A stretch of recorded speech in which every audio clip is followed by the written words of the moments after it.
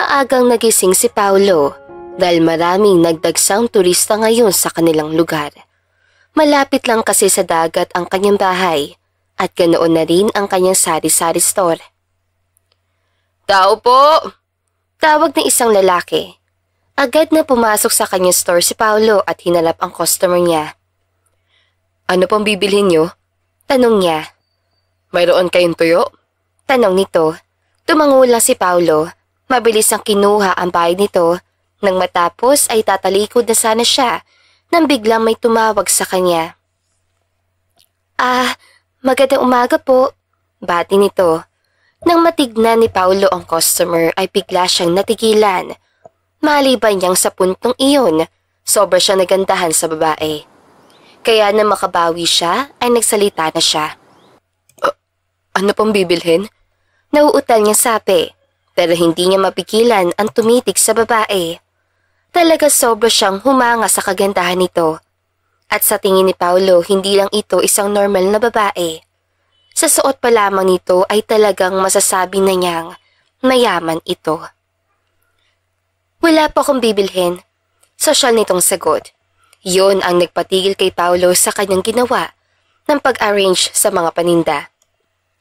"Ano pong kailangan niyo?" Tanong na lamang niya. Napatingin ang babae sa likuran nito at nang matignan din ni Paulo ang kotse nitong sira ang gulong ay doon na siya napatingin ulit sa babae. "Nasiraan ka ng gulong?" Saad ni Paulo. Siya na lang ang sumagot sa sariling tanong. Mahinang natawa ang babae. Gusto ko lang talagang itanong kung may vulcanizing ba dito. Kakarating ko lang kasi dito. Hindi pa ako masyadong pamilyar sa buong lugar. Paliwanag nito. Naiintindihan naman ni Paulo ang babae. "Naku, nasa kabilang barangay kasi ang vulcanizing. Pero huwag kang mag-alala. Marunong naman ako umayos sa sirang gulong. Ako na ang bahala dyan." Sagot niya. Ang kaninang malungkot na mukha ng babae ay napalitan ng liwanag. "Talaga?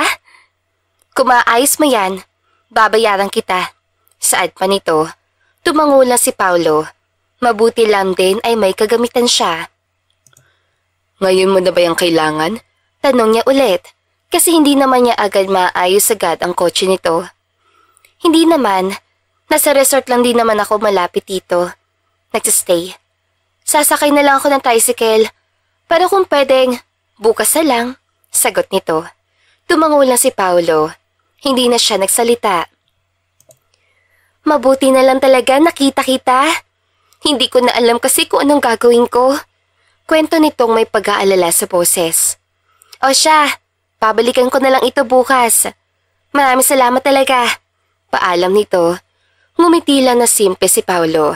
Nang nawala na sa kanyang harapan ang babae, ay hindi pa rin siya makapaniwalang nakaharap niya ang sobrang gandang babae. Nababagay din sa mukha nito ang boses. "Parang gusto ko yata agad siya." Sambit ni Paulo. Natawa na lamang siya sa kanyang tinuran. Yun nga lang ay nadismaya si Paulo dahil hindi niya nalaman kung ano ang pangalan nito. Tatanungin ko na lang siya bukas." Saad niya. Hanggang sa sumapit ang gabi, ay hindi siya makatulog na maayos dahil talagang nabighani siya sa babae. Gusto niyang makita ulit ang babae at bukas alam niyang makikita niya ito. Kinabukasan, dahil natapos ni Paulo ang pag-aayos sa sirang gulong, naghintay na lamang siyang bumalik ang babae.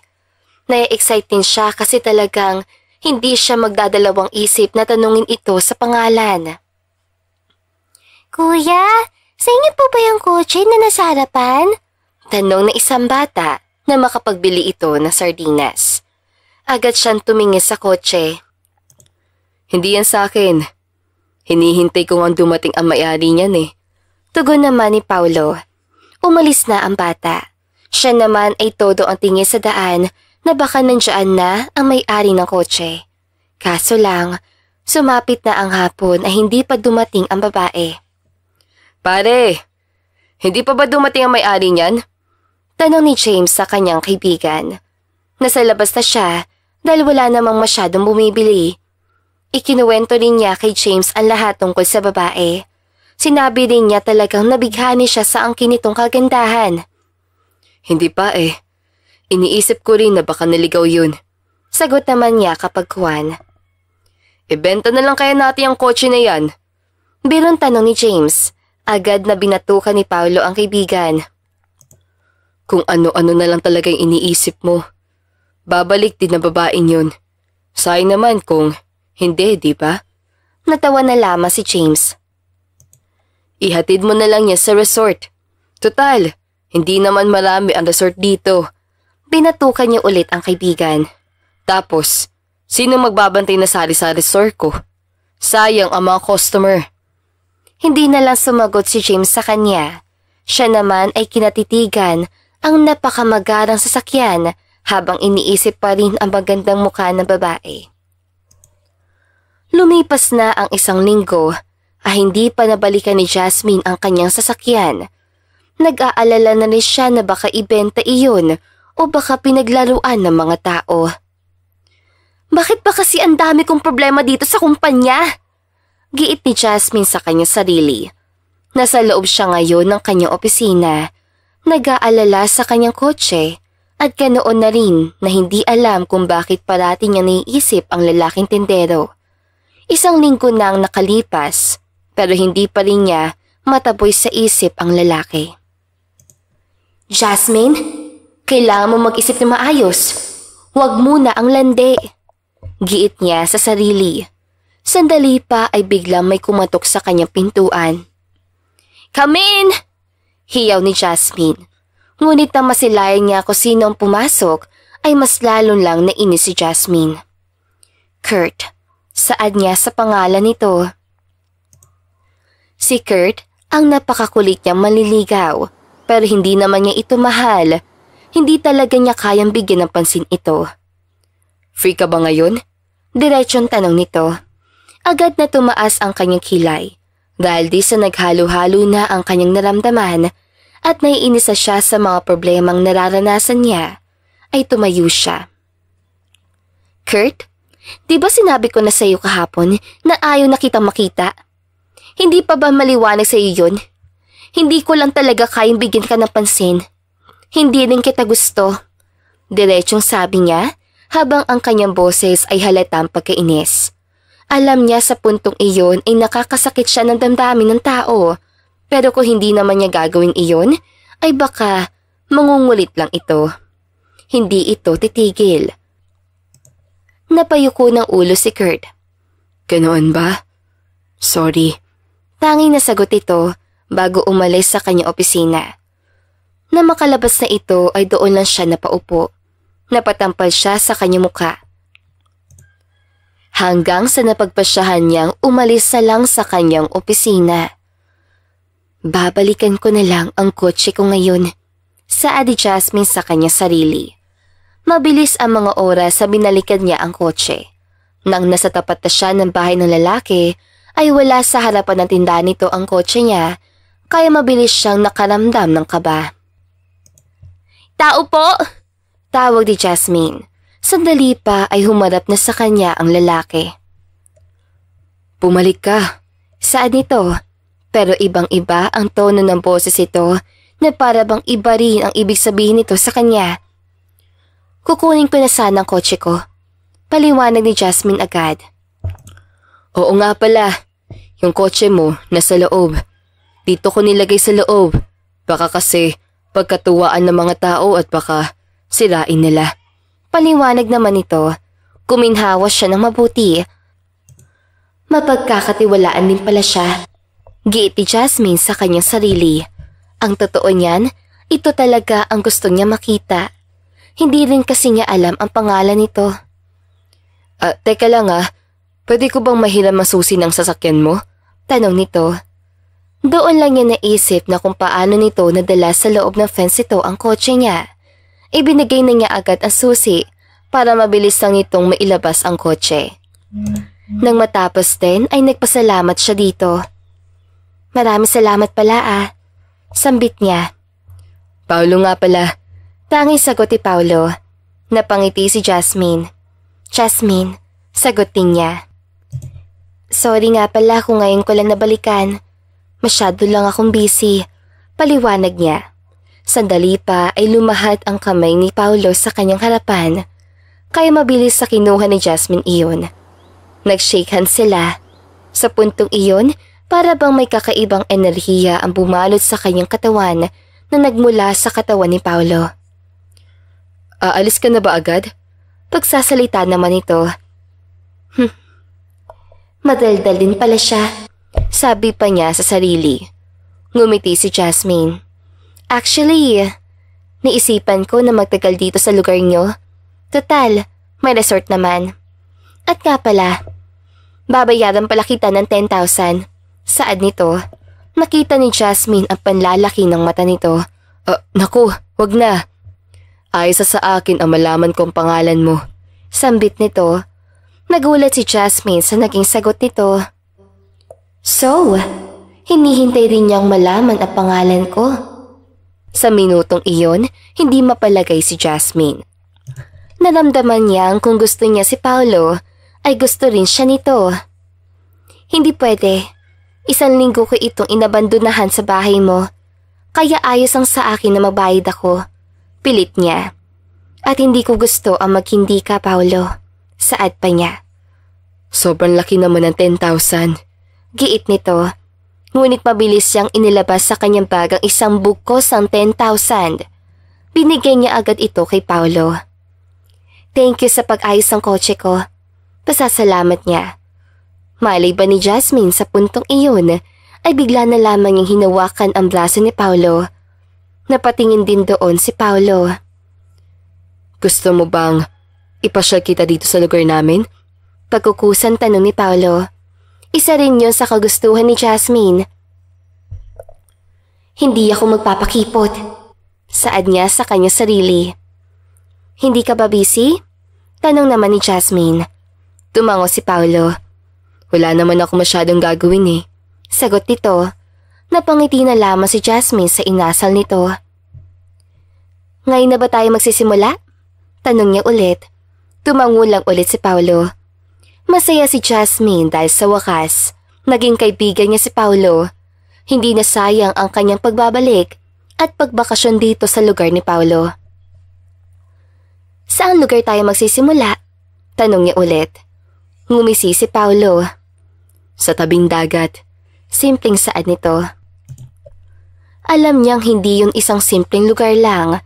Nararamdaman ni Jasmine na may isang natatanging tabing dagat dito na kailangan niya mapuntahan kasama si Paolo. Handa ka na ba? Tanong naman yun ni Paolo. Parehas silang nasa loob ngayon ng kotse. Si Paolo ang nagmaneho dahil alam niyang ito naman talaga ang may alam ng buong lugar. Tumingin si Jasmine sa mata ni Paolo. Sandali niyang kinatitigan ang mga yun. Sa minutong iyon, para siyang kinakausap nito gamit lamang ang mga mata. Kaya sandali rin ay biglang dumapo ang kanyang paningin sa labi nito. Siguro nagsasawa ka na dito sa lugar ninyo? Sambit niya. Nang papunta na sila sa sinabi nito, mahinang natawa si Paolo. Hindi ako kailanman magsasawa sa lugar na ito, Jasmine. Simple lang kami dito pero masaya. May magagandang tanawin na hindi mo maikumpara sa ibang lugar. Paliwanag nito. Napatango si Jasmine. Malay ba niyang habang tumatagal ang oras, gusto niyang manatiling kasama si Paolo. Naisip din niyang hindi naman yung pwede kasi magkaiba ang ikot ng kanilang mundo. Naramdaman din kasi niyang hindi siya type nito. Siya lang talaga itong assuming. Sana nga, dumating ang araw na magagusto sa akin si Paolo.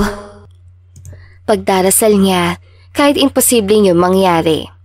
Ilang sandali pa ay huminto na ang kotse. Welcome to Hidden Treasure. Masayang sambit ni Paolo habang nakatingin sa kanya. Agad namang inilibot ni Jasmine ang kanyang paningin. Bakit walang tao dito?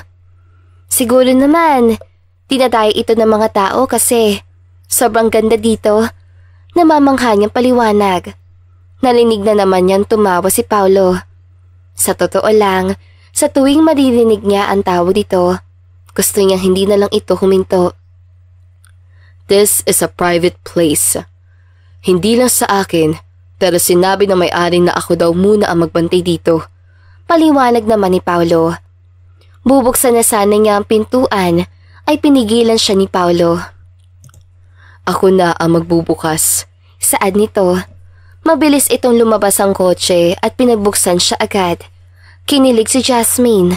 Lihim siyang napangiti. Ang gentleman pa niya. Kinikilig niyang sabi sa sarili.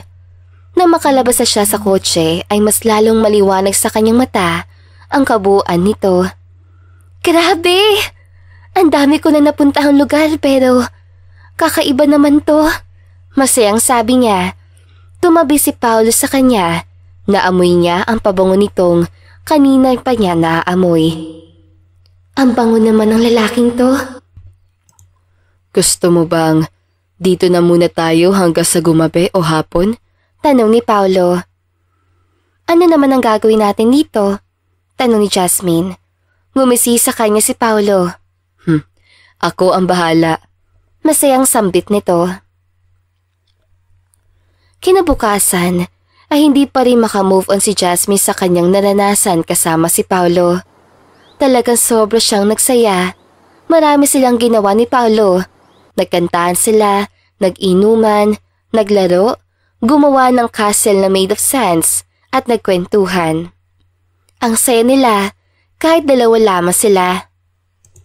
Sana maulit pa yun, masaya niya sabi sa sarili. Kakagising lamang niya. Napagdesisyonan niyang pumunta sa seashore sa harap ng hotel. Pero bago yun ay nagtimpla muna siya ng kape. Nang nasa seashore na siya ay nakita niya ang pagsikat ng araw. Pero natigilan siya na biglang may naramdaman siyang tao na nasa kanyang likuran. Ang aga mo naman yata. Sambit nito. Agad nang umisi si Jasmine. Ngunit nagtataka siya kung bakit nandito rin ito. Anong ginagawa mo dito? Tanong ni Jasmine. Ngumisi si Paolo. Parati ako nandito kapag sa ganitong oras. Nasasanay kasi ako na makita ang pagsikat ng araw. Paliwanag ito. Napangiti naman si Jasmine. Ang green flag talaga ng lalaking to. Masayang sabi niya sa sarili. Ang ganda naman talaga dito. Saad niyang nasisiyahan. Sasama ka ba sa akin mamaya? Tanong ni Paolo sa kanya. Tumabi niya ito sa kanya habang nakatingin pa rin sa sikat ng araw. Napatingin siya sa mukha nitong naka-side view. She really wondered na parang may ibang lahi si Paolo. Kayumanggi ang kulay na balat ito, pero nahalata pa rin nang hindi ito pure Pinoy. Pero binaliwala niya iyon. Saan naman tayo pupunta? Tanong naman ni Jasmine. Pero bago sumugo si Paolo, ay umupo ito sa buhangin. Tinignan niya ang ginawa nito. Umupo rin siya sa tabi nito. Sa barangay hall. Magpapadisco kasi ang kapitan dito. Paliwanag ni Paolo. Mas lalong nasiyahan si Jasmine dahil mahilig siya mag-club party. Ngunit naisip niyang kakaiba ang disco ng isang barangay kaysa sa disco ng club. Masaya ba doon? Noon pa kasi niyang gusto maka-experience ang ganoon. Tumango si Paolo sa kanya. Kakaiba ang disco ng mga mayayaman sa disco na barangay. Depensa nito. Sumimsim si Jasmine. Sasama ako sa iyo. Sagot niyang walang pag-alinlangan. Sandali pa ay muli nang tumayo si Paolo. O siya, puntahan mo lang ako sa bahay. Imporma nito. Nagulat pa si Jasmine kasi bigla na lang itong umalis. Sa tingin niya tuloy, siya lang talaga ang pakay nito. Pero kahit ganoon man, hindi pa rin nawala sa kanyang isipan ang mga sinabi nito kahapon. She really likes him. Excited si Jasmine para sa bago niyang experience. Mabuti na lang talaga ay nakilala niya si Paolo dahil nakakalimot niya ang kanyang mga problema. Nasa harapan na siya ng tindahan ni Paolo. Paolo! Tawag niyang malakas. Ilang sandali pa ay nakita niya si Paolo at nang nasa malapit ito, talagang parang huminto sa pag-ikot sa mundo na makita niyang kagapuhan nito. Nakasuot lang naman ito ng polo shirt, isang short, may relo sa kamay at maayos ang pagkakaayos ng buhok. Huy! Hiyaw nito. Agad naman siyang lumihis ang tingin pero alam niyang nakita ni Paolo ang kanyang pagtitig. Nagulat ka ba kasi bigla akong gumapo? Birong tanong ni Paolo. Hindi, kasi noon pa man ay guwapo ka na. Gusto niyang isaboses iyon. Hindi nagulat lang ako kasi kakaiba ang look mo ngayon. Depensa naman niya. Napangisi si Paolo. Crush mo ko, no? Alam ni Jasmine na isang birong tanong lamang iyon. Gayunpaman ay hindi siya agad nakasagot. Jasmine! Tawag dito, noon lang niya napansin na bigla na pala siyang napatitik ulit sa mukha nito. Ikaw na lang ang magmaneho sa kotse ko. Sambit niya. Gusto niyang ilihis ang kanyang sarili sa anumang gustong isipin ni Paolo. Tara na? Ayan nito kapag tumango lang si Jasmine. Nang nasa loob na sila ng kotse at tumungo na sila sa barangay hall, ay hindi niya maiwasang isipin na ano kaya ang naging reaksyon ni Paolo na makita siya nito sa kanyang suot. Tanungin ko kaya siya? Giit niya sa sarili. Gusto niya sabihin iyon ng pabiro kay Paolo pero pinigilan na lamang niya ang kanyang sarili. Nandito na tayo. Muling pagsasalita ni Paolo. Doon lang siya nabalik sa tamang wisyo dahil sa buong biyahe nila, iniisip niya talaga ang kagapuhan ni Paolo. Kaya noon lang din niya narinig ng husto ang malakas na tugtog mula sa loob. Ang daming tao, saad ni Jasmine. Mas dadami pa yan mamaya. May taga-ibang lugar din na pupunta. Paliwanag naman ni Paolo. Akala niya ay hahakbang na si Paolo pero biglang hinawakan nito ang kanyang kamay. Sa puntong yon, para bang may kung anong kuryente ang pumasok sa kanyang buong katawan. Nihim siyang kinilig. Kahit lalaki si Paolo, malambot ang palad ito. Tala na sa loob? Ayon nito, walang pag-aalinlangan siya nitong hinila papasok sa loob.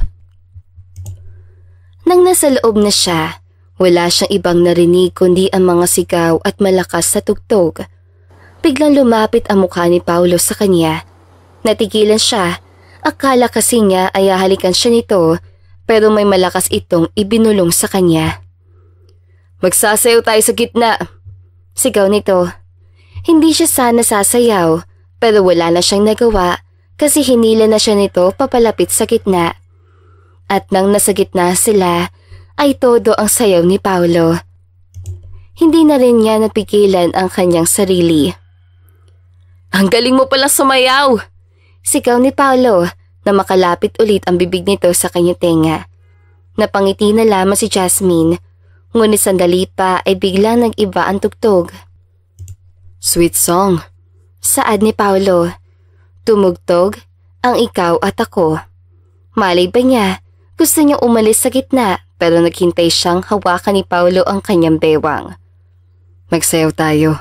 Saad ni Paolo. Tumango lang si Jasmine. Sandali pa ay hinawakan nito ang kanyang bewang. Sinakbit naman niya ang kanyang mga kamay sa balikat ito.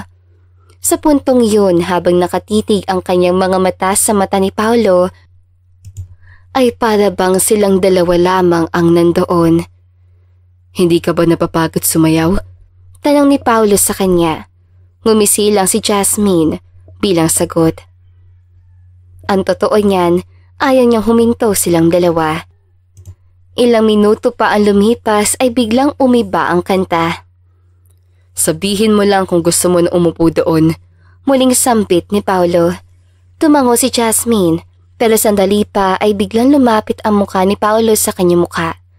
Akala niya ay bubulong na naman ito pero nalaki ang kanyang mga mata na lumapat ang labi nito sa kanyang labi. Bakit mo ko hinalikan? Nauutal niyang tanong. Hindi siya makapaniwalang kayang gawin niya ni Paolo. Kumibot-kibot ang bibig ni Paolo. Naramdaman niyang nahihiya ito sa ginawa. Gayunpaman, hindi siya nagalit kay Paolo. Mas gusto pa nga niya ang paghalik nito. Hindi ko alam. Naramdaman ko lang na halikan ka. Sagot ito kapagkuhan. Napangisi si Jasmine. Masaya siyang hinalikan siya nito. Kaso lang, napaisip siya na baka ay magbago ang pakikitungo nito sa kanya. Galit ka ba? Mahinahong tanong nito. Maski natitigan niya si Paolo, unti-unti ding hinawakan ni Jasmine ang magkabila ang pisngi ni Paolo. Hindi ako galit sa iyo, Paolo, saad ni Jasmine. Dahil sa kanya sinabi ay muling hinalikan ni Paolo ang kanyang labi. Nang mas lalong tumagal ang paghalik dito sa kanya, ay ang pag-iinit naman ng kanyang buong katawan. Uwi na tayo. Ayon nito, pero nahihimigan ni Jasmine na iba ang gustong ipahiwati dito. Mabilis siyang hinila ni Paolo palabas sa barangay hall. Maaga pa naman na, reklamo ni Jasmine. Ngumisi lang si Paolo. Nang nasa loob na sila ng kotse, muling humalik sa kanya ito. Sa minutong iyon, parang nasasanay na siya sa matamis itong halik. Paolo, sambit niya na magkaroon ng puwang ang kanilang mga labi. Tanging sagot ito, pero hindi na siya nagsalita. Muli na nagmaneho si Paolo. Ngunit nang nasa isang madilim sila ng bahagi ng daan, huminto sila. Anong gagawin natin dito? Nagtataka niyang tanong. Walang ibang sinabi sa kanya si Paolo. Hindi na ito nagdalawang isip. Muli siya nitong hinalikan at ang halik ni Paolo ay mas lalong lumalalim. Sa mga oras sa iyon, alam niya kung saan tutungo ang mapusok na halikan nilang dalawa. Ako ang bahala sa iyo, saad ni Paolo. Tumango lang si Jasmine. Ipinagkatiwala niya ang kanyang pagkababae kay Paolo. Isang linggo na ang nakalipas ay mas lalong lumalalim ang kanilang ugnayan. Parati silang nakikita at nag-e-enjoy. Ngayon, nagbibihi si Jasmine kasi may pupuntahan na naman silang tourist spot sa kabilang bayan. Nakita mo ba si Paolo, James? Tanong ni Jasmine sa kaibigan ni Paolo. Nakilala na ni Jasmine ang kaibigan nito. Hindi pa. Sinabi niya sa akin na maghintay ka lang muna dito sa bahay niya. Paalala nito. Tumango lang siya dahil sa kabilang silya ito at hindi naman siya marunong makipag-usap ng ibang tao dahil nahihiya siya ay nag-online na lang siya sa internet. Pero biglang nagsalita si James. Mahal mo ba ang kaibigan ko, Jasmine? At ang tanong na iyon ay kinagulat niya talaga. Hindi niya alam kung paano niya iyon sasagutin. Napatanong na rin siya sa kanyang sarili. Hindi ko alam. Saad ni Jasmine na nauutal. Naipikit niya na mabilis ang kanyang mga mata dahil hindi naman sana yun ang kanyang isasagot. I mean, hindi ko pa masasabi. Ang totoo kasi niyan, nasanay na akong parating nandiyan sa tabi ko si Paolo. Ayaw kong hindi ko siya makakasama. Paliwanag niya. Tumango lang si Jasmine. Naramdaman ni Jasmine na hindi kumbinsido ito sa naging sagot niya. Ang totoo kasi niyan, mayaman si Paolo. Hindi niya ba nasabi sa iyo? Dahil sa sinabi ni James ay nalaki ang kanyang mga mata. Walang sinabi si Paolo tungkol sa estado ng buhay nito. Paano mayaman ba? Tanong niya. Gusto niya malaman kung nagsasabi ba talaga ito ng totoo sa kanya. Sobrang yaman. Yung totoo. Nagbabakasyon lang kami dito. Yung hotel kung saan ka nakatira ngayon, siya ang may-ari niyan. Pero alam mo, gusto lang niyang mamuhay na simple. At katulad ngayon, simple lang siya. Kwento nito. Sa puntong iyon gusto niya magsalita, pero walang lumalabas sa kanyang bibig. Hindi niya inakala na darating ang araw na malalaman niya sa ibang tao na mayaman pala si Paolo. Hindi ka nagsisinungaling? Hindi pa rin siya makapaniwala. Ngumisi si James. Sinabi ko lang yan sa'yo para hindi ka na mabigla sa kanya. Huwag mo na sabihin sa kanya na sinabi ko sa'yo. Sabi pa nito. Tumango lang si Jasmine dahil hindi siya kumbinsido. Kakaiba kasi ang pananamit ni Paolo. Simpleng-simple at ang estado nito ngayon, Hindi niya masasabing sobrang yaman pala nito. Ayos lang naman sa akin kung ano ang estado ng buhay ni Paolo. Tanging nasambit ni Jasmine. Hindi naman kasi siya katulad ng iba na mata pobre o may problema sa estado ng buhay ng ibang tao. Hindi na sila nag-usap ni James, pero pilit niyang inirehistro sa kanyang isipan ang mga nalaman niya. Ilang minuto pa ang lumipas ay dumating na si Paolo. Paolo! Masayang bunga ni Jasmine. Tumayo siya at dinamba ng yakap si Paolo. Yumakap din sa kanya ito at nang matapos ay bumaling kay James. Ikaw muna bahala ng bahay ko, pare. Paalam nito. Tumangulan si James. Tumingin ito kay Jasmine at ngumisi. Humawak ang kamay niya sa braso ni Paolo. Anong pupuntahan natin? Tanong niya agad kay Paolo na makalabas sa sila ng bahay. May shopping center doon. Bibili tayo ng kung ano man ang magugustuhan natin. Paliwanag ni Jasmine. Tiyak si Jasmine na mag-enjoy siya sa gagawin nilang dalawa. Pero sa loob ng kotse habang patungo sila sa kabilang barangay ay napaisip talaga siya sa mga sinabi ni James. Mayaman ba talaga tong si Paolo? Tanong niya sa hangin. Sa puntong yun, gusto niyang itanong ang mga katanungang bumabagabag sa kanya. Bumalik muna si Jasmine sa kanila dahil sinabi ng kanyang mga magulang na nagkaroon na naman ng problema ang kanilang kumpanya.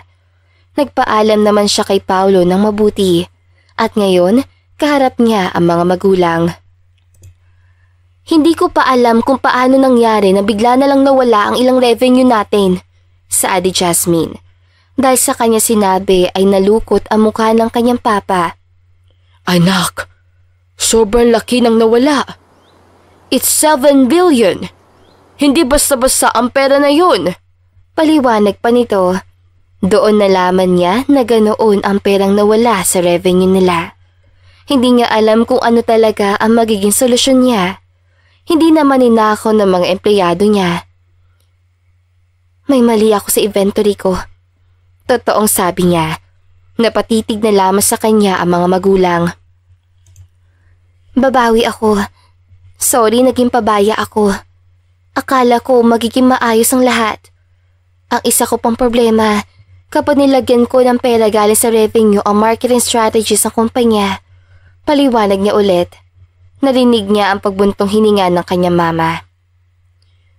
Jasmine, mayaman tayo, pero ang pera natin ay nasa high risk. Isang maling galaw natin babalik tayo sa pinanggalingan natin. Malungkot itong saad. Napatampal naman si Jasmine. Alam niyang maraming pa siyang dapat na pagtuunan ng pansin sa kumpanya. Nag-iisa lang ang kanilang kumpanya, pero ito ang nagtaguyod sa kanila. Ito ang dahilan ng lahat. Babawi ako, ma at pa. Ibabalik ko ang malaking pera na nawala sa atin. Saad niya. Doon na rin natapos ang kanilang meeting. Nang makalabas siya ng meeting room ay agad siyang pumunta sa kanyang opisina. Doon niya inilabas ang kanyang iyak. Pumawi ka, Jasmine. Pangako niya sa kanyang sarili. Ngunit nang upo na sana siya ay bigla siya nakatanggap ng isang mensaheng nagpatibok na malakas sa kanyang puso. If you want to see Paolo Miras alive, pumunta ka sa Hidden Bodega. Iyon ang text message. Hindi siya mapalagay. Nagdadalawang isip din siyang maniwala sa text. Pero namalay na lamang ni Jasmine ang kanyang sarili na nagmadaling umalis sa kanyang opisina. Sino na naman kaya ito? Giit niya. Nasa kanyang kotse na siya. Nag-contact na rin siya ng mga pulis o mga NBI para makatulong sa kanya. Lord, sana isang prank lang to. Sabi pa niya. Nagsimula na siya magmaneho papunta sa address sa sinend ng number. Habang nagmamaneho, ay hindi niya talaga maiwasang hindi matakot sa maaaring mangyari sa kanya. At kung totoo man ito ay paniguradong hindi siya titigil hanggat hindi managot ang gumawa nito. Sana maayos ang si Paolo. Nag-aalala niya sambit. Kung ano-ano na ang pumapasok sa kanyang isipan at kung ano-ano na ang kanyang sinasabi habang papunta sa address. At nang nasa tagong bodega na siya, ay napatingin siya sa mataas sa building. Hindi ito bodega, pero abandonada na ito. Lord, huwag sana may mangyaring masama kay Paulo. Sana hindi ito totoo. Pagdadasal niya. Kanina pa niya iniisip kung sino ang may gagagawa nito. Hindi naman siguro si Kurt. Giit niya, at kahit nagdadalawang isip at natatakot, ay tinahak niya mag-isa ang madilim na bodega. Nag-flashlight siya gamit ang kanyang cellphone. Hello? Sigaw ni Jasmine. Nag-echo lamang ang kanyang boses at walang sumagot sa kanya. Paulo! Malakas ang kanyang sigaw. Humakbang pa siya sa isang sulok, pero wala talaga siyang naririnig na kahit na ingay. Paulo! Sigaw niya ulit. Baka prank lang talaga ito. Saad niya sa kanya sarili. Sandali rin ay nakatanggap siya ng text message sa mga pulisya na nasa labas na ang mga ito. Mabilis din siyang nag-reply na pumasok sila. Hello! May kasama ako mga pulis! Sigaw niya ulit. Hahakbang na sana si Jasmine ay bigla siyang natigilan nang may marinig siyang ungol ng isang tao. Natahimik siya. Hinanap niya ang ungol ni iyon. Paulo? Hindi makapaniwala sambit ni Jasmine. Mabilis siyang nilapitan si Paulo. Anong nangyari sa iyo? Nag-aalalang tanong niya. Hindi kasi niya maaninag masyado ang kalagayan nito, pero nangihina si Paulo. Mabilis siyang tinanggal ang piring nito, ang nakatakip na panyo sa bibig at ang mga tali sa paa at kamay. OMG! Sino ba may gawa nito sa'yo? Nag-aalala niyang tanong nang matapos siyang tanggalin ang mga tali. Tumulo na agad ang kanyang mga luha. Niyakap niya na mahigpit si Paulo. Awang-awa siya dito. Narinig niya ang nahihirapan nitong paghinga. Hindi rin ito makapagsalita ng maayos. Tulong! Sigaw niya ng malakas. Nandito po kami! Sigaw niya ulit. Ilang sandali pa ay may mga pulis ang nakatagpo sa kanila. May rescuer din itong kasama, kaya mabilis lang na nalagay si Paulo sa higaan. Bilisan po ninyong dalhin sa ospital. Hindi siya mapalagay. Na makalabas na sila sa bodega ay mabilis na isinakay sa ambulansya si Paulo. Sasakay na sana si Jasmine sa kanyang kotse, ay napahinto siya. May nakatitig sa kanya sa kabilang kanto. Pamilyar sa kanya ang taong iyon. Kurt? Banggit niya sa pangalan nito, pero mabilis itong umalis. Dahil doon, sigurado na si Jasmine na may kinalaman si Kurt dito. At nang nasa loob na siya ng kotse, ay agad siya nagpaneho. Bakit mo ito nagawa sa akin, Kurt? Bakit po ginawa ito kay Paulo? Tanong niya sa ere. Maraming bumabagabag sa kanyang isipan. Habang nakasunod siya sa ambulansya, hindi rin niya mapigilan ang mga luhang patuloy na kumakawala sa kanyang mga mata. Bakit sabay-sabay ang problema ko ngayon? Naiiyak niya sabi. Nang nasa ospital na sila, ay agad na inilagay sa emergency room si Paulo. Siya naman ay hindi mapalagay sa labas ng room.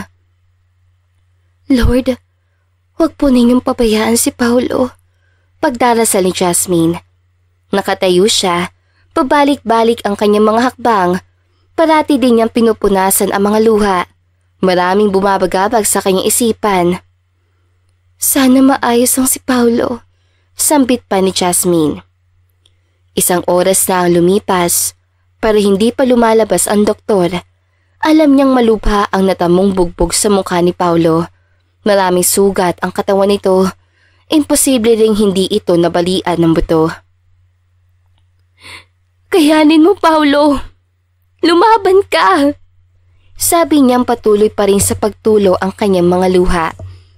Umupo siya sa mahabang upuan, ngunit sandali rin ay napatayo na lumabas na ang doktor. Ikaw ba ang kamag-anak ni Paulo? Tanong ng doktor. Tumango agad si Jasmine nang walang pag-alinlangan, ngunit kinakabahan sa maaaring malaman niya. Sandali pa ay nagsalita na ito. Kailangan magpahinga ni Paulo. He survives. Imporma nito. Ang pangamba at lungkot ni Jasmine ay bigla na lang naglaho. Napalitan iyon ng kasiyahan. 1 linggo na ang nakalipas ay nakabawi na si Paulo sa pagkabugbog at mga natamo nitong injury sa katawan. At ngayon, nagdesisyon sila na puntahan sa presinto si Kurt. Handa ka na ba? Tanong ni Jasmine kay Paulo. Simpleng ngumiti si Paulo at tumango ito sa kanya. Nasa loob na sila ng sasakyan at si Jasmine ang magmamaneho. Let's go. Simpleng saad ni Paulo. Hinalikan ni Jasmine ang pisngi nito at tinungo na nila ang presinto. At nang nasa presinto na sila, ay nasa harapan na nila ngayon si Kurt. Hindi ko alam kung bakit mo to ginawa kay Paulo, Kurt. Malaki na ba ang kasalanan kong pagbasted sa'yo? Magkahalo ang kanyang nararamdaman sa puntong iyon. Nakayuko lang si Kurt habang nakagapos ang kamay nito. Nilingon naman ni Jasmine si Paulo. Gusto kong malaman kung bakit mo yun nagawa. Diretsong saad ni Paulo.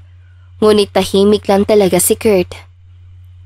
Hindi na siya magsasalita kasi nahihiya na siya sa kanyang ginawa. Pero sinabi ng pulis, 20 years siyang nakakulong dito. Alam kong hindi yun sapat para sa mga nagawa niya sa iyo, Paulo. Kaya kinausap ko na masinsinan ang mga pulis na life imprisonment ang pataw sa kanya. Mahinahon ngunit may galit na sambit ni Jasmine. Dahil sa kanya sinabi ay tumingin sa kanya si Kurt. Galit ang ipinakita nito. Para sa isang pagbastard ko sa iyo, ay nagawa mo saktan si Paulo, Kurt. Wala siyang kinalaman sa lahat. Paliwanag pa ni Jasmine. Hinawakan ni Paulo ang kanyang kamay. Tumingin ito sa kanya. Umalis na tayo. Ang mahalaga ngayon ay nasa loob na siya ng presinto. Paliwanag ito. Tumango si Jasmine at umalis sa sila. Ang mahalaga ngayon ay maayos na ako. Unas ni Paulo na nasa loob na sila ng kotse.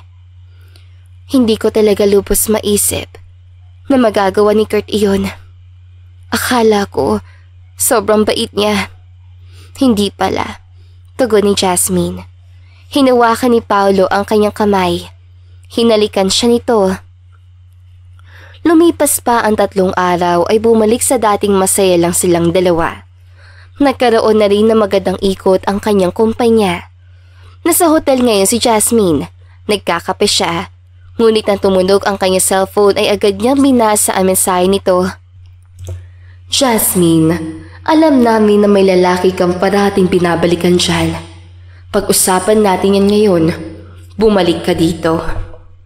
Paulit-ulit na binasa ni Jasmine ang mensaheng galing mismo sa kanyang ina. Bakit nalaman nila may karelasyon ako? Nagtataka niyang tanong. Matagal na niya sinabi ni Paulo na ayaw ng mga magulang niya ang magkaroon siya ng kahit na anong ugnayan sa mga lalaki. Kaya nagtataka talaga siya. Sino naman kayo nagsabi sa kanila? Giit pa niya. Tinapos na niya ang kanyang pagkape, pero bago siya bumalik sa kanila ay tinungo muna niya ang bahay ni Paulo para magpaalam. Paulo, alam na mga magulang ko na may boyfriend ako dito. Paliwanag niya. Nakita rin niya ang pagkagulat sa mukha nito. Ngunit para bang nalungkot ito sa ibang bagay. Naramdaman ni Jasmine na may gusto itong sabihin sa kanya. Gusto mo bang isama ako para ipaliwanag natin sa kanilang lahat? Handa na ako ipaglaban ka, Jasmine. Mahinahong sambit nito. Napaisip si Jasmine. Ang totoo niyan ay natatakot pa ako. Baka saktan ka nila. Gusto niyang isaboses iyon. No, ako muna ang haharap sa kanila. Kung maging maayos man, saka na kita kukunin dito at iharap sa kanila. Paliwanag niya. Malungkot na tumango sa kanya si Paulo. Sige, bumalik ka dito? Simpleng sagot ito. Humalik si Jasmine. Naramdaman talaga niyang may bumabagabag kay Paolo. Parating iniisip ni Paolo na sana iharap na siya sa mga magulang ni Jasmine. Mahal naman niya ito. Kaya niyang buhayin si Jasmine. Gusto niyang magkaroon na sila ng pamilya. Gusto na niyang pakasalan na niya si Jasmine at sabihin pa ang mga lahat na tungkol sa kanyang hindi pa nito alam. Pare, hindi ka ba natatakot na baka saktan ka naman ng pamilya ni Jasmine? Yun ang tanong ni James na magkaharap sila ngayon. Umagang-umaga pa ay bumabagabag na rin yun sa kanya. Hindi ko alam. Yun nga maliligaw ni Jasmine na nabasted ay nalamang may boyfriend si Jasmine at bigla na lang akong kinidnap. Paliwanag naman niya. Napatitig na lamang sa alak si Paolo. Kahit maaga pa ay maaga nagiinom si James. Hindi naman siya nag-aalala dito kasi responsabling manginginom naman ng kaibigan niya. Hanggat hindi ka pa humarap sa pamilya ni Jasmine, hindi magiging maganda ang samahan niyo. At saka, naramdaman ko lang talaga na takot si Jasmine na iharap ka sa mga magulang niya. Nagugulo ang sambit ni James. Ngumisi na mapakla si Paolo. Nasabi ni Jasmine ang lahat tungkol sa mga magulang niya. Naintindihan ko naman siya na hindi pa gusto ng mga magulang niya na magkaroon siya ng kahit na anong ugnayan sa isang lalaki. Nagtataka nga ako na lagpas na sa kalendaryong edad ni Jasmine pero ganoon pa rin kahigpit ang mga yun. Mahabang paliwanag niya. O baka gusto talaga ng mga magulang ni Jasmine na ang lalaking mapalapit sa anak nila ay dapat sobrang yaman. Alam mo naman na saang galing pamilya si Jasmine. Tugon naman ni James. Hindi na nakapagpigil si Paolo. Nilagyan niya ng alak ang isang baso na nasa maliit na lamesa at ininom ito. Malalaman ko rin ang lahat ng yun.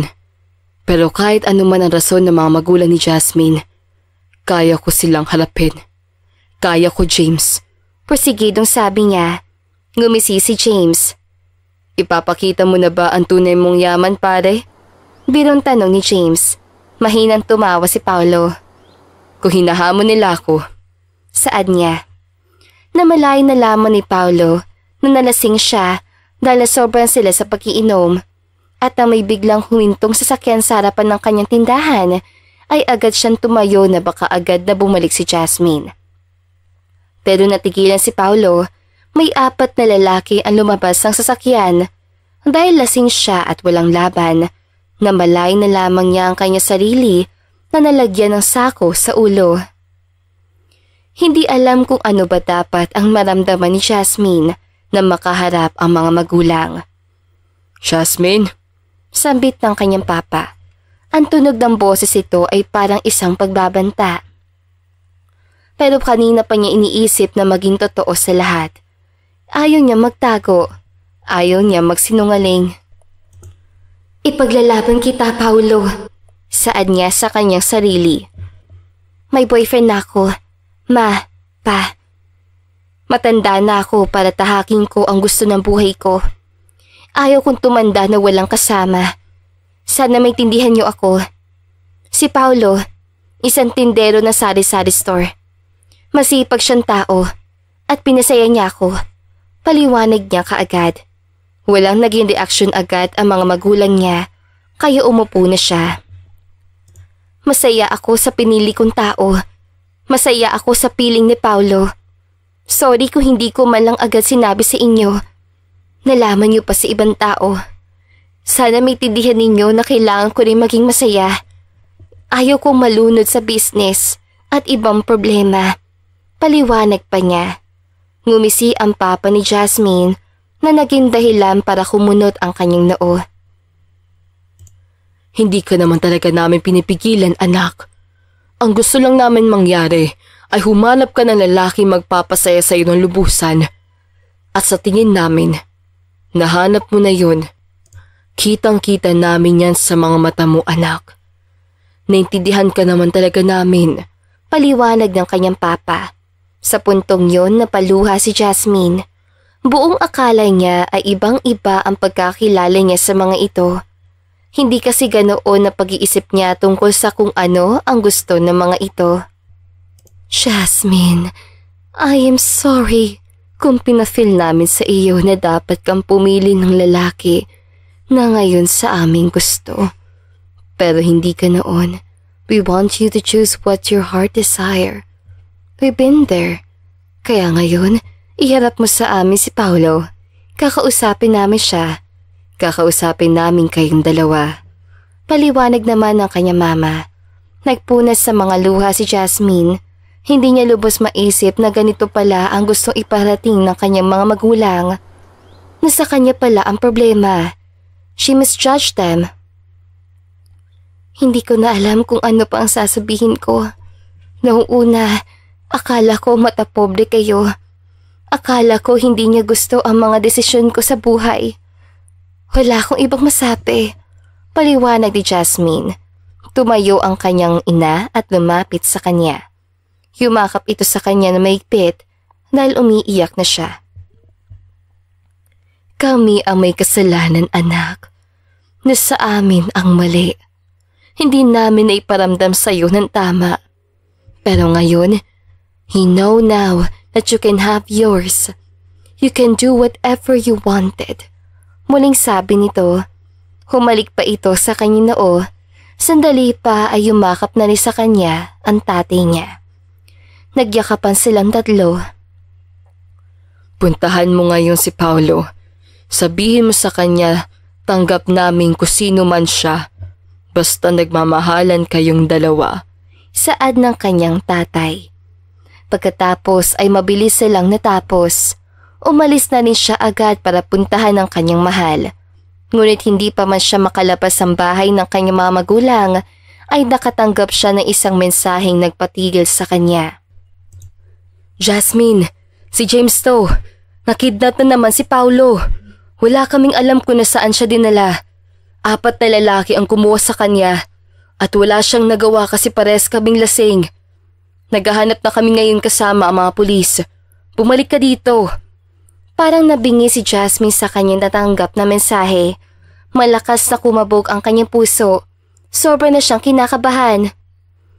Paulo, hahanapin kita. Giit niya.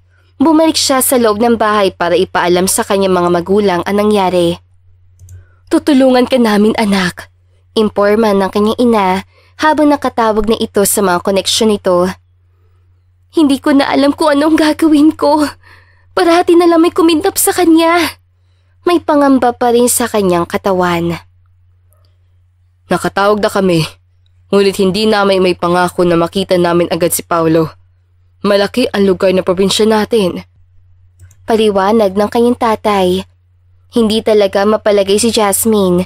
Iniisip niya may mangyari ng sobrang malala kay Paulo. Naalala pa nga niya ang nangyari noong una. Napaiyak na rin siya. Ano bang kasalanan ni Paulo? Para siya lang parati ang sinasaktan. Tanong niya nauutal at hindi masabi na matuwid iyon. Magiging maayos din ang lahat. Nagpa-imbestiga na kami. Saad ng kanyang tatay. Siya naman ay patuloy na pinapatahan ng kanyang ina. Sandali pa ay natigilan si Jasmine. Sa tingin ko, may kinalaman dito si Kurt. Saad niyang nihihirapan pa rin sa pagsasalita. Kurt? Yun ba yung sinabi mo sa amin na maliligaw mo pero binasted mo? Tapos nagalit sa'yo? Sunod-sunod na tanong ng kanyang mga magulang. Tumango si Jasmine. Sa tingin ko, may kinalaman pa rin siya sa mga nangyari ngayon kay Paulo. Nangunot ang noo ng kanyang ina. Nakakulong na yun Saad nito. Posibleng may binayaran siyang tao sa labas para gawin ito ni Paulo. Paliwanag ni Jasmine. Naging alerto siya. Mabilis siyang umalis. Tinungo niya ang presinto. At ngayon, nasa kanyang harapan na si Kurt. Alam ko na may kinalaman ko ulit sa nangyari kay Paulo. Saan mo siya pinadala? Sigaw ni Jasmine. Ngunit pabagsit lamang itong nakatingin sa kanya. Titig na titig sa kanyang mata. Wala akong kinalaman sa mga sinasabi mo. Sabi nito. Nangunot ang noo ni Jasmine. Magkahalo ang naramdaman niyang emosyon. Sandali pa ay tumaas ang kanyang kamay sa ere. Mabilis ang kanyang kilos. Sinampal niya ng sobrang malakas ang pisngi nito. Para yan sa ginawa mo kay Paulo! Mabagsik niyang sambit. Lumapit na kay Jasmine ang dalawang pulis. Tumayo na rin siya, pero nakita niya ang pag-isi ni Kurt. Nakakatakot ang isi nito. Pero mabilis siyang umalis. Nang nasa kanyang kotse na siya, ay nakatanggap siya ng mensahe galing sa kanyang tatay. Pumunta ka dito sa ospital. Nandito si Paulo, nag-aagaw buhay. Dahil sa mensaheng iyon, ay nanginig ang buong katawan ni Jasmine. Hinawakan niya ang manibela, pero parang hindi niya kayang magmaneho. Panginoon, huwag ninyo pong pabayaan ang aking nag-iisang Paulo. Pagdarasal ni Jasmine, tumulo ang kanyang mga luha, para yatang hindi siya nawawalan ng luha. Lord, sana hindi niyo kunin sa akin si Paulo. Pagdarasal niya ulit, nagmaneobra na siya kahit kinakabahan at nanginginig pa ang kamay. Tumutulo ang kanyang mga luha habang nagmamaneho patungo sa ospital. Nang makarating siya sa ospital, ay sinalubong siya ng kanyang ina. Ma, nasaan si Paulo? Tanong niya agad. Sinalubong siya ng kanyang mama na nagpalungkot sa mukha, kaya mas lalo lang siyang kinabahan sa maaari niyang malaman. Nasa emergency room na siya, anak. Halos hindi na siya makilala dahil sa bugbog sarado ang kanyang muka at marami na siyang bali. Sana dinggin ng Diyos ang panalangin natin na maging maayos din ang lahat. Paliwanag nito. Dahil sa sinabi ng kanyang mga magulang ay napahandusay na lamang siya sa sahig habang malakas na umiiyak. Hindi naman ito ang gusto naming mangyari, Ma. Mabait na tao si Paulo. Mananagot ang may sala nito. Nahihirapan niyang sabi. Umiiyak pa rin siya. Hindi niya makayanan ang kanyang nararamdamang kalungkutan. Hindi deserve ni Paulo ang masaktan, Ma. Saad pa niya. Pinatayo siya ng kanyang ina at niyakap na mahigpit. Magiging maayos din ang lahat. May awa ang Diyos sa atin. Tumahan ka na siyan at paghintay tayo na makalabas ang doktor. At kung ano man ang ibabalita niya, paliwanag ng kanyang ina. Parehas silang umupo sa mahabang bench. Ma, hindi ko kayang isipin na bigla na lamang mawala si Paulo sa akin. Umiiyak niyang sambit. Muli siyang niyakap ng kanyang ina. Gagaling si Paulo, anak. He will fight. Hindi ko man siya nakilala. Sigurado ako na ikaw ang iniisip niya. Pagtahan nito sa kanya. Ibang-iba si Paulo, Ma. Siya ang nagpapasaya sa akin. Siya ang nagbigay ng kulay sa buhay ko. Kaya hindi ko matatanggap kung iiwanan niya ako. Muling sambit ni Jasmine. Todo pa rin ang kanyang iyak. Lumapit sa kanila ang papa niya. Nahanap na ang 4 na lalaki. Pinakulong na sila at puputahan natin sila kapag natapos sa itong problemang ito. Imporma nito. Nang marinig ni Jasmine ang mga yon, ay sobra siyang nakaramdam ng galit, pero mas nag-alala siya ngayon sa kalagayan ni Paulo. Isang oras na ang lumipas ay hindi pa rin lumalabas ang doktor. Ma, bakit sobrang tagal? Hindi ba nila kayang gawin? Tanong niyang umiiyak pa rin. Maniwala tayo sa kakayahan ng mga doktor dito. They were internationally acclaimed. Kaya magagaling sila. Paliwanag naman ito. Sandali pa ay natigilan si Jasmine nang bumukas ang pintuan ng operating room. Doon lumabas ang 2 doktor. Tapos na sila, sambit ng kanyang ina. Agad silang tumayo at sumalubong sa mga doktor. Hindi pa rin mapalagay si Jasmine, kaya mabilis siya nagsalita. Doktor, kumusta po ang kalagayan ng pasyente? Ayos na po ba siya? Sunod-sunod niyang tanong, nagtinginan ang dalawang doktor. Tumitig sa kanyang isa, ngumisi ito. He fought. Magiging maayos din ang lahat, pero matatagalan ang kanyang recovery. Imporma nito. Nang dahil sa kanyang narinig ay napahugulhol ng malakas si Jasmine. Hindi na rin niya napigilan ang yumakap sa doktor, pero hinila siya ng kanyang mama. Maraming salamat po, doktor. Pasasalamat niya. Akala ko mawawala na sa akin si Paulo. Nasambit na lamang niya. Ngumiti ang doktor sa kanya. Magiging maayos din ang lahat, Iha. We assure you that. Kalidad kami dito. Sabi nito. Malaki ang pasasalamat ni Jasmine. Sa minutong yon ay nabayakap na lamang siya sa kanyang mama. Para siyang nawala ng tinig sa kanyang buong katawan. 3 araw na ang lumilipas ay hindi pa nagigising si Paulo, pero araw-araw na binantayan ni Jasmine ang kanyang mahal. Natatakot siyang muli itong mawala sa kanya at saglit lang kinidnap na naman. Anak, hindi ka ba magpapahinga? Tanong ng kanyang ina.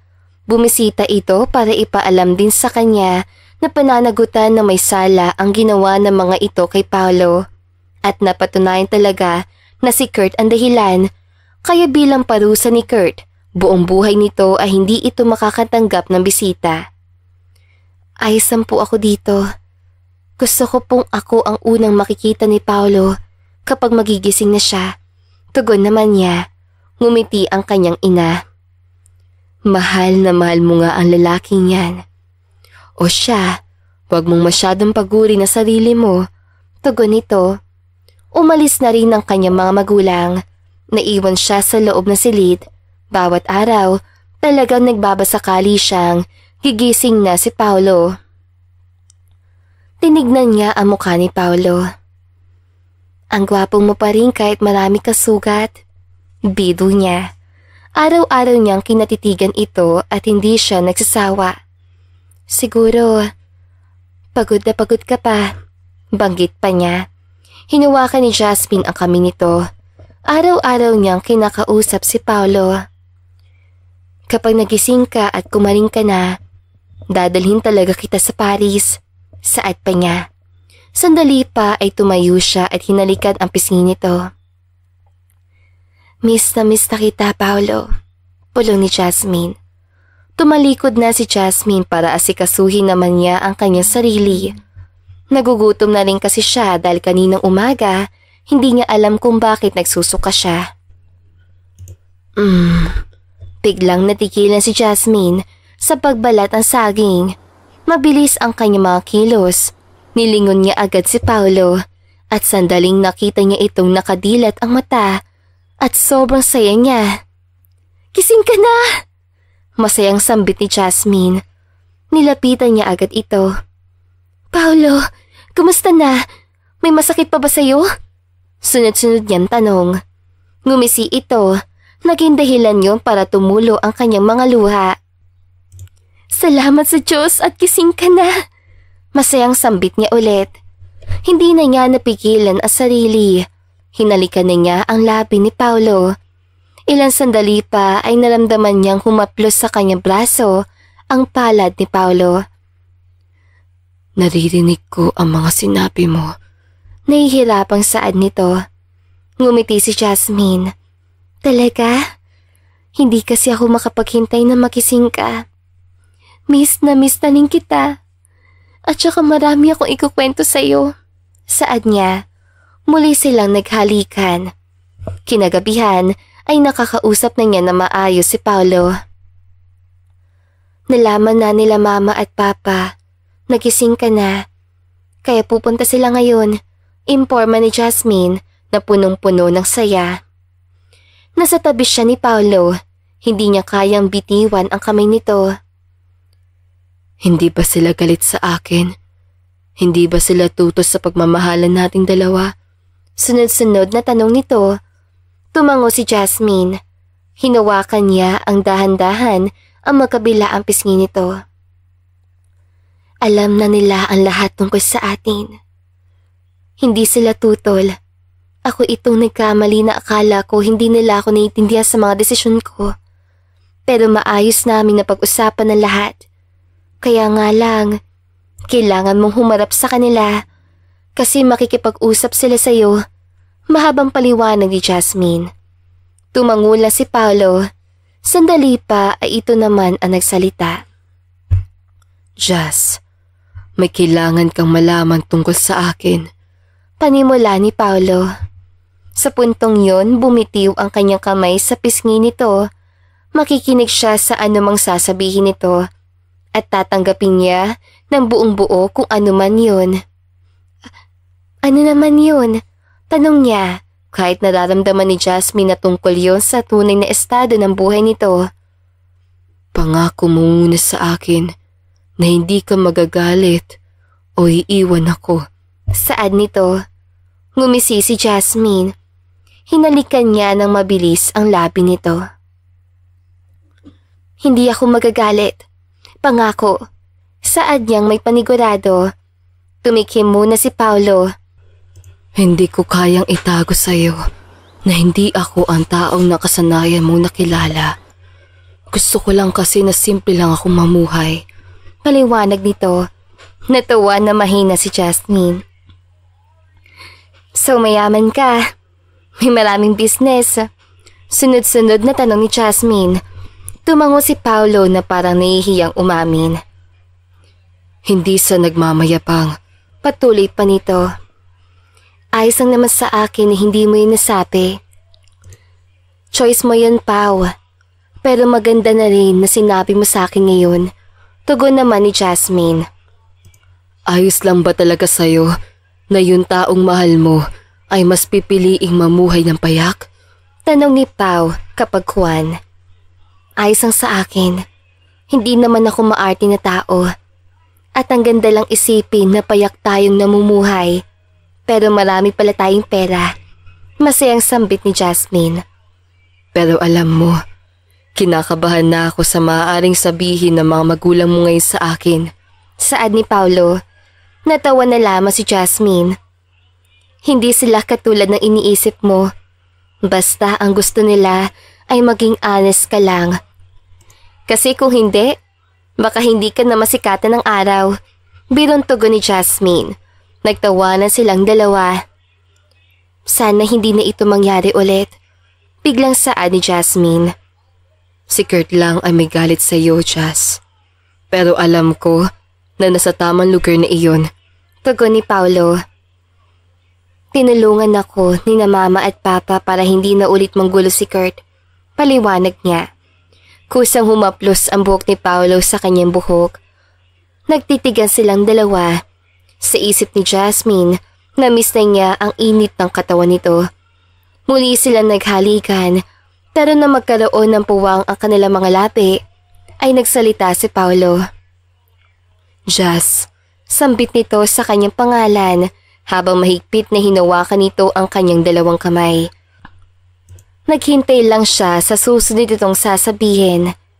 Alam ko na sobrang bilis nating ma-inlove sa isa't isa. Gusto ko lang malaman mo na kahit ganoon, sigurado na ako sa'yo. Nagtitiwala ako sa'yo. Wala na akong ibang pipiliin pa. Sigurado na ako sa'yo. Paliwanag nito. Nagtitigan silang dalawa. Ako rin, Pao. Matagal ko nang sinabi sa sarili ko na ikaw ang tamang lalaki para sa akin. Ipinangako ko pa sa sarili ko na hindi na ako iibig pa ng iba. Tugon naman niya. Malambing nang ngumiti si Paolo. Hindi ko na rin patatagalin pa ang lahat, Jasmine. Papakasalan kita. Ipinapangako ko yan sa'yo. Pakakasalan mo ba ako? Tanong ni Paolo. Napatakip ng bibig si Jasmine. Wait, nag-propose ka ba sa akin ngayon? Taka niyang tanong, pero hindi niya napigilan ang kanyang kasiyahan.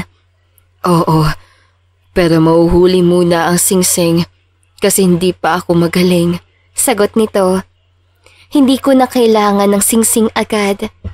Kung ganoon, magpapakasal ako sa'yo. Paolo, oo, pakakasalan kita. Masayang tugon ni Jasmine. Maya-maya pa ay hinalikan na siya ni Paolo sa labi. Masaya silang dalawa. Sigurado ka bang pakakasalan mo ko? Muling tanong ni Paolo. Pabiro naman na sinampal ni Jasmine ang braso nito. Ano ka ba? Siyempre oo. Tumawa silang dalawa.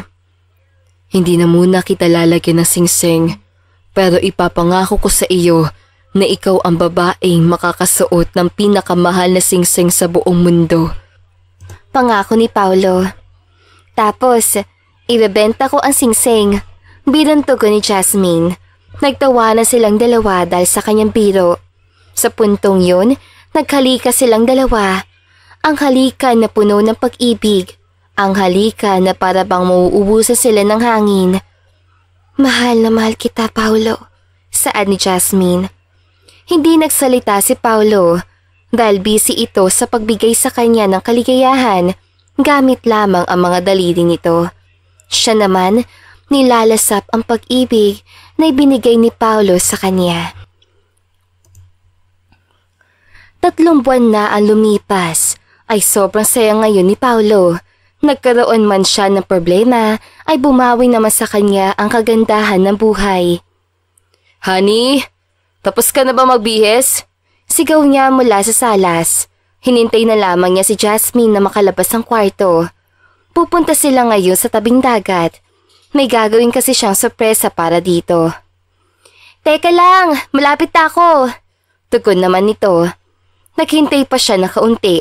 At nang ilang sandali pa ay lumabas na ito. Sa oras na nakita niya ito ay talagang natigilan si Paolo. Suot ni Jasmine ngayon ang binili niyang dress na puti. Isang fitted dress. Ang ganda mo naman. Komplimento niya. Hindi man niya aminin pero naglalaway siya sa kagandahan ni Jasmine. Bagay ba talaga sa akin? Tanong ni Jasmine. Lumapit ito sa kanya. Hinalikan niya ito sa noo. Sobrang bagay sa'yo. Mas lalo ka pang gumanda. Tugon naman niya. Baka binobola mo lang ako? Giit pa nito. Ngumisi lang si Paolo. Handa ka na bang makipag-date sa akin sa tabing dagat? Tanong ni Paolo. Masaya siya sa gagawin niya sa presa ngayon. Wala talagang alam si Jasmine sa gagawin niya. Doon ba tayo pupunta noong dinala mo ko sa Hidden Treasure? Tanong nito. Tumango lamang si Paolo. Yes, maganda kasi doon. Pinaayos na ng may-ari ang lupa. Tugon naman niya. So, ano pang hinihintay natin? Masayang tanong ni Jasmine. Nang nasa loob na sila ng kotse ay agad nilang tinungo ang lugar na iyon. Kinakabahan man si Paolo, alam niyang masisiyahan si Jasmine sa gagawin niyang sorpresa. Ilang minuto lang ay nakarating na sila sa private land, pero bago pa man sila lumabas, ay sinabi muna ni Paolo ang gusto niyang sabihin. Dapat nakapiling ka? Tanong nito. Tumangula si Paolo at kinuha niya na ang pining. Wala nang nagawa si Jasmine na makalabas din sila ng kotse ay may nag-video agad sa kanila. Dahan-dahan lang, sambit niya. Malayo pa ba? Tanong nito. Malapit na, pero wag mo munang tanggalin ang piring ha. Ako ang magtatanggal niyan. Imporma niya. Napangiti si Paolo nang tumangulang si Jasmine. Lumayo na agad siya dito at may isang tao na nasa likuran nito. Sa puntong yun, pumesto na si Paolo kung nasaan nakapwesto ang pare. Kitang-kita niya ang mga taong imbitado na tahimik lang habang nagpicture at nagvideo kay Jasmine. Ilang sandali pa at nang maayos na ang lahat, ay tinanggal na ng tao na nasa likuran ni Jasmine ang pining. OMG! Tanging nasabi ni Jasmine. Totoo ba to? Namamanghang tanong nito. Sandali pa ay tumugtog ang kanta. Nag-hire siya ng choir. Simulan na natin ang seremonyas. Imporma ng pare. Iginiya ng organizer si Jasmine na lumakad sa red carpet. It is a surprise wedding in the beach. Nakatingin lang si Paolo sa kanyang magiging asawa. Wala ba yung kapatid, pare? Birong bulong ni James sa tabi niya. Siniko niya ito. Nag-iisa lang yan. Masaya niya sambit. Nang nasa harapan na siya ni Jasmine, ay nagkatinginan silang dalawa. Kitang-kita niya ang pagkamangha sa mga mata ni Jasmine at alam niyang sobrang saya nito. Surprise! Masayang sambit ni Paolo. Napayakap na lamang si Jasmine sa kanya. Mamaya na yan! Biro ng pare. Nagtawanan silang lahat. Bakit hindi mo mala sinabi sa akin na ngayon araw pala? Saad ni Jasmine sa kanyang tabi. Nakaharap na silang dalawa ngayon sa pare. Bumulong din si Paolo. Surprise nga. Mas mabuti na to. Masayang tugon ni Paolo. Hindi na nagsalita pa si Jasmine.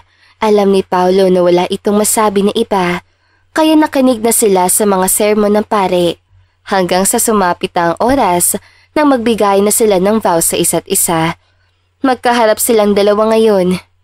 Naku, wala akong masabi ngayon kasi hindi ko alam na ikakasal ako. Pwede bang tumakbo na lang? Bilang sambit ni Jasmine. Nagtawa na silang lahat pero hinawakan ni Jasmine ang kamay ni Paolo. Pau, mahal na mahal kita. Malaking pasasalamat ko sa Diyos kasi dumating ka sa buhay ko. Alam mo, tanging ikaw lamang ang nakakapagpasaya sa akin ng ganito. Ipinapangako ko sa iyong hindi ko sasayangin ang pagmamahal mo sa akin. Hindi ko sasayangin ang pagtitiwala mo. Basta, mahal na mahal kita. At lahat ng tao ay masayang nagpalakpakan. Hindi na napigilan ni Paolo ang kanyang mga luha dahil sa kanyang kasiyahan. Jazz, isa kang hulog ng langit sa buhay ko.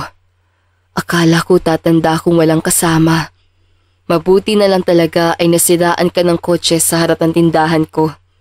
Kung hindi, naku, wala akong magiging asawa na sobrang ganda at matalino. Nagpapasalamat ako sa Diyos na binigay ka niya sa akin. Ikaw ang nagpapasaya sa akin.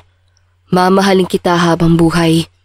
Hindi ko sasayangin ang pagtitiwala mo sa akin at ang pagmamahal. Mahabang pangako ni Paolo. Nagpalakpakan ulit ang mga tao. Napaiyak na ni si Jasmine. Nagtitigan silang dalawa. Groom, you may now kiss your bride. Imporma ng pare. Agad na hinawakan ni Paolo ang magkabilaang pisngi ni Jasmine. Mapusok niya itong hinalikan. Naririnig din nila ang sigawan at palakpakan ng mga tao. Akala ko ba, isang simpleng date lang ang gaganap ngayon. Bigla na lang ako naging asawa mo. Birong bulong ni Jasmine sa kanya. Perks of having me? Bulong na tugon ni Paolo. Humarap na sila sa mga tao habang patuloy na nagpicture at video ang mga ito. Maraming salamat, Pao, saad ni Jasmine. Sa ikalawang pagkakataon, hinalikan niya ito sa lapi. Honeymoon? Saad ni Paolo na magkaroon ng puwang ang kanilang mga lapi. Agad-agad? Tanong ni Jasmine. Tumango lang si Paolo pero hinila niya ito. Saan naman tayo pupunta? Tanong ni Jasmine. Sa lugar kung saan tayong dalawa lamang. Saad ni Paolo. Pwede ba nun? Tanong ni Jasmine. Hinalikan lamang ni Paolo si Jasmine. Nang nasa loob na sila ng kotse, ay naghawak kamay silang dalawa. Dadalhin kita sa bahay ko. Saad ni Paolo. Maraming tao doon eh. Tugon naman ni Jasmine. Sinabi ko bang doon? Isang bahay na bagong bili ko lang para sa buuin nating pamilya. Doon tayo mag-honeymoon. Paliwanag ni Paolo. Kitang-kita ni Paolo ang kasiyahan sa mga mata ni Jasmine. Alam niyang hindi nagsisisi si Jasmine sa kanya. At ganoon din naman siya. Tinungo na nila ang bahay kung saan magiging tahanan ng kanilang masayang pamilya. At nang nasa harapan na sila, ay pagkamangha lamang ang nakita niyang ekspresyon sa mukha ni Jasmine. Sobrang ganda naman nito. Namamanghang sambit nito. Magkahawak pa rin ang kanilang kamay. Bagong bahay, bagong buhay, at bagong pamilya. Saad ni Paolo. Sandali pa ay tumingin sa kanya si Jasmine.